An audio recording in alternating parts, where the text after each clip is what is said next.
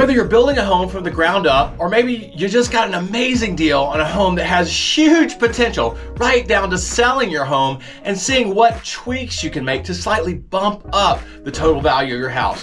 Whatever the situation is, one thing we can agree on is spending more money than you need at the design center is very easy, and sometimes it comes without any return, both short or long term. With that being said, here's what you need to avoid at the design center, not only to save yourself money, but also to focus on the things that make the biggest impact. First, we'll talk about common mistakes made at the design center, with the pros and cons on designing your home. Some of the most common mistakes we see at the design center start with changing out the wrong things and applying your upgrade money where it doesn't benefit you the most. Many items at the design center have a very low cost to install, but a very high cost to you as the consumer. They're often also very easy for you to do yourself or to hire out to a simple handyman or contractor to complete. For example, kitchen hardware is generally pretty easy to swap out, while the cost to upgrade from a design center can be quite considerable.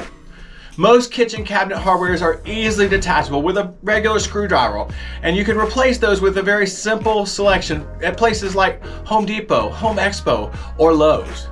But next, try to avoid changing that lighting out too. Go ahead and accept those regular light fixtures and swap those out later.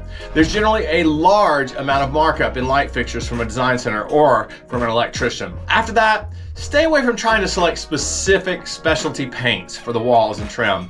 You can generally hire a painter yourself, or perhaps if you have the skill, spend one weekend painting the room or an accent wall much less expensively. Adding cabinets to your laundry room may also be a high expense item that may be totally unnecessary. Of course, we do love to have an organized house, but simple alternatives for this can be found in great places like IKEA, Home Goods, or even Wayfair. So also consider keeping that carpet in the secondary bedrooms and areas that aren't high traffic, where you might not be spending as much time. Faucets also can be a high priced item in the design center, as they generally have a large markup from the price you would normally purchase them in a store yourself. They're also pretty simple to install. Let's also try to avoid changing out those mirrors in the bathrooms too. Most bathrooms come with the simple square plated mirror, and while this can be a little bit, on the boring side, it does provide a great and simple blank slate.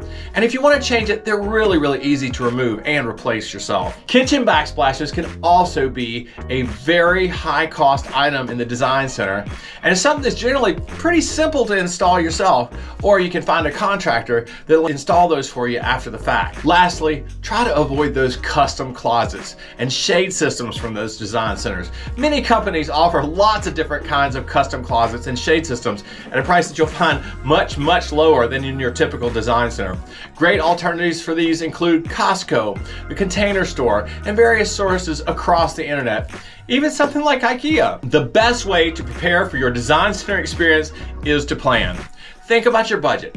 Think about your style, and think about what it is you really want to accomplish with your designs.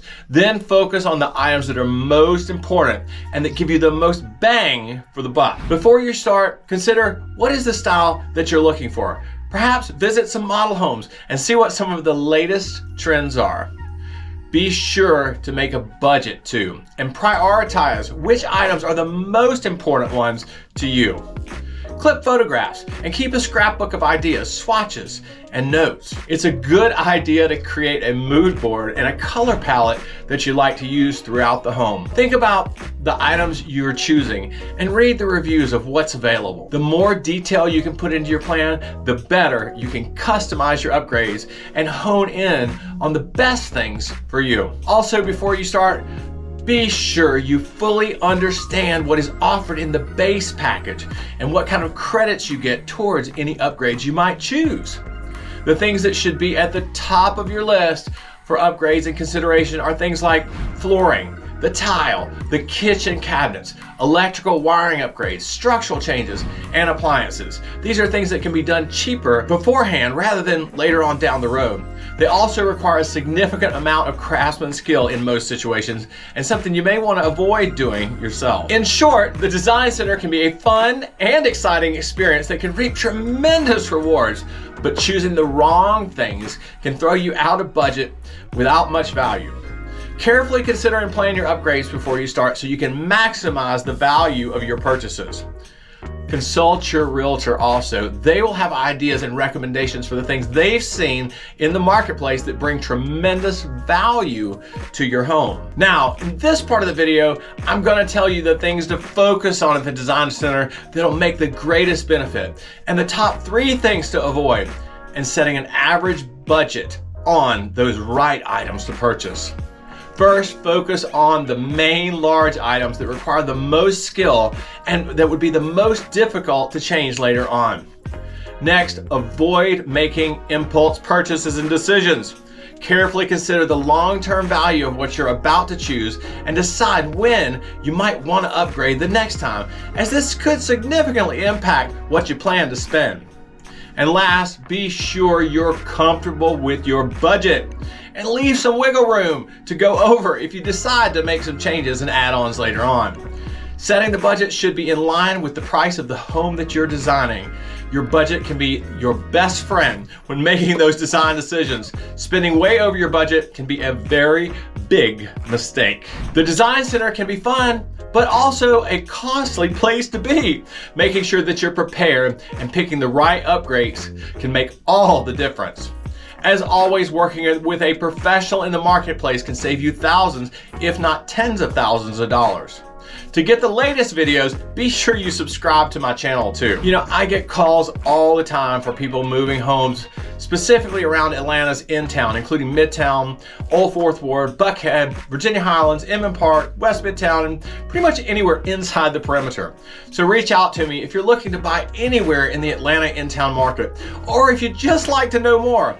My number should be in the description below. Feel free to text or call me anytime. If you enjoyed this video, I'm sure you'll love the next one popping up on your screen. Thank you so much for watching and have a great day.